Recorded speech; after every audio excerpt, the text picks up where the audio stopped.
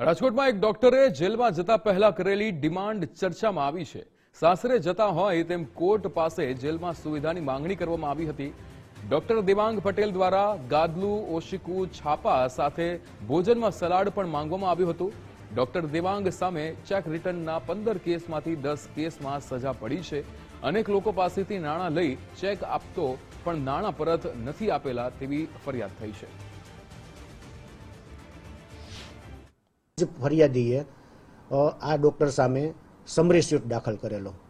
એ summary suite એ ફરિયાદીની તરફેણમાં હુકમ થયેલો અને આ ડોક્ટરને વ્યાજ સહિત રકમ ચૂકવવા માટેનો અદાલતે આદેશ કરેલો।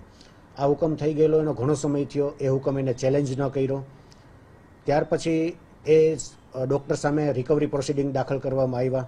તેમ છતાં ડોક્ટર પાસેથી કોઈ પ્રકારની રકમની રિકવરી ન થતાં એને સિવિલ જેલમાં બેસાડવા માટેની ડિમાન્ડ કરવામાં આવેલી અને તાજેતરમાં સિવિલ અદાલતે એને જેલમાં બેસાડવા માટેનો આદેશ કરેલો છે। આ ડોક્ટરે જ્યારે અદાલત આદેશ કરે છે સિવિલ જેલમાં બેસાડવા માટે, ત્યારે નામદાર અદાલત પાસે સવલતો જુદા જુદા પ્રકારની સુખ સગવડતાઓની ડિમાન્ડ કરવામાં આવેલી છે, પરંતુ એ રાજકોટના મહે સિવિલ જજ સીડી સાહેબે એની ડિમાન્ડ છે એ ડોક્ટરની નામંજૂર કરેલ છે।